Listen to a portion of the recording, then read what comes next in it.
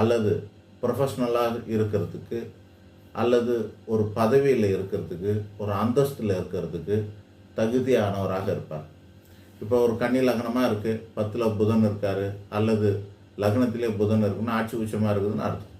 அப்போ அவங்களுக்கு பலமாக இருக்குது, அவங்களுக்கு தொழில் பலமாக இருக்குதுன்னு அர்த்தம்.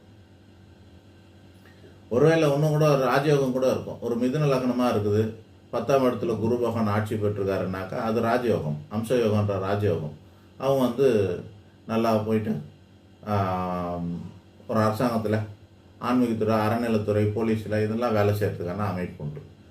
ஆனால் அப்போது கிளாஸ் ஆகுதான்னு பார்க்கணும். 6ஆம் அதிபதி பலமாக இருக்காரான்னு.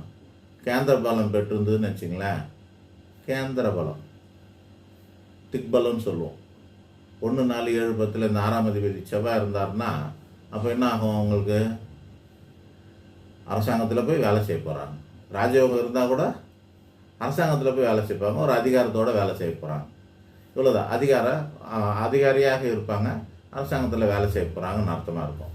ஆக ரெண்டுத்தையும் கலந்து பார்த்து தான் சொல்ல முடியும். தனித்தனியாக சொல்லும்போது 6ஆம் இடம் வலுத்து இருந்ததுன்னா அவங்க நல்ல வேலைக்காரங்களாக இருப்பாங்க. 10ஆம் இடம் வலுத்து இருந்ததுன்னா அவங்க நல்ல முதலாளியாக இருப்பாங்க, அல்லது தனித்துவமாக செயல்படுவார்கள்னு அர்த்தம். ரொம்ப சிம்பிள். 6, 10. 6 வேலைக்குரியது, 10 வருமானத்துக்குரியது, சொந்த தொழிலுக்குரியது. இவ்வளோதான். இதுக்கு காரகத்துவம்லாம் இருக்கான்னா தனித்தனியாக இருக்குது. வேலைக்கானது காரகன்னா சனி பகவான். சனி பகவான் ஆட்சி உச்சம் பெற்றிருந்தால் 2 விதமாக பலன் எடுத்துக்கலாம். தனக்கு கீழே நல்ல விதமான ஆட்கள் வேலை செய்வாங்கன்னு அர்த்தமாக இருக்கும், நிறைய பேர் இருப்பாங்கன்னு அர்த்தமாக இருக்கும்.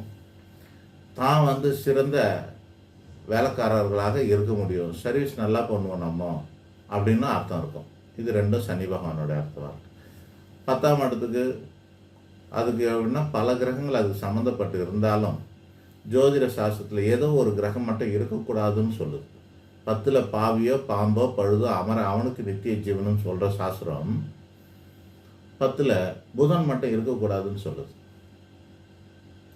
ஏன் அப்படின்னா புதன் வியாபாரத்துக்கு வருமானத்துக்கான காரணங்களாக இருக்கிறார்.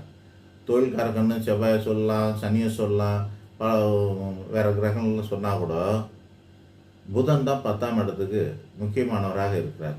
அதனால் அந்த 10ஆம் இடமும் எப்படி இருக்குதுன்னு பார்க்கணும். சுபத்துவமாக இருக்குதா, எப்படி இருக்குதுன்னு பார்த்துட்டு தான் முடிவு பண்ணணும். ஆக அது காரகத்தை விட்டுருங்க. முக்கியமாக 6, 10 மட்டும் நல்லா இருக்கான்னு பார்த்தா போதும்.